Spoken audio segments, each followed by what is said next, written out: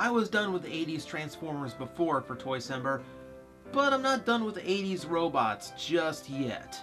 So, for a little bit of variety, let's look at a robot line that didn't quite make it out of the 80s.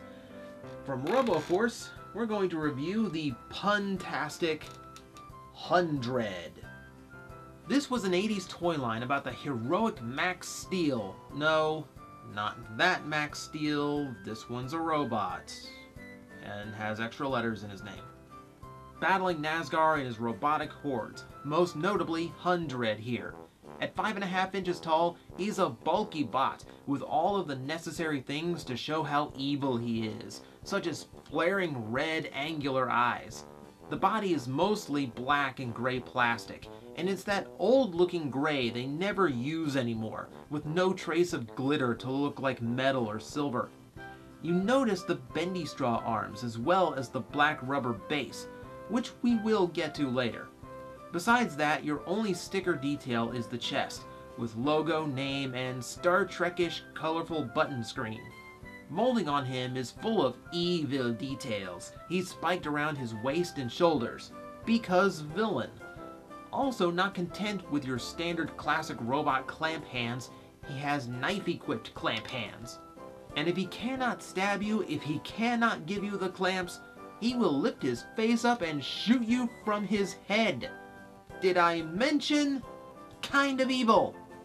RoboForce was an interesting toy line that used tricks with air pressure. The first involves that rubber base. Yes, it's a suction cup. Wet the bottom, stick it to a smooth surface, and these robots defied gravity.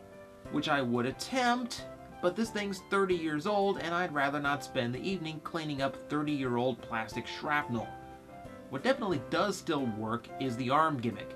The arms do move up and down, and once they're up, on the back you can push up on a pump, making the arms flex inward. This is supposed to be an attacking grip, but honestly looks like a hug at best and a clap at worst. So he definitely is evil. He's also the touchy-feely type. RoboForce was one of those toy lines that live and died by all the gimmicks it could pack into a single figure. While it didn't really catch the imagination of kids in the 80s, it is remembered by some, to the point where today, it survives as one of my favorite Glyos lines.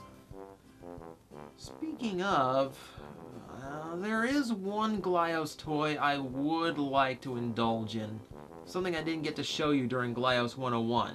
So when we open tomorrow's present, we're going to open some PVC plastic.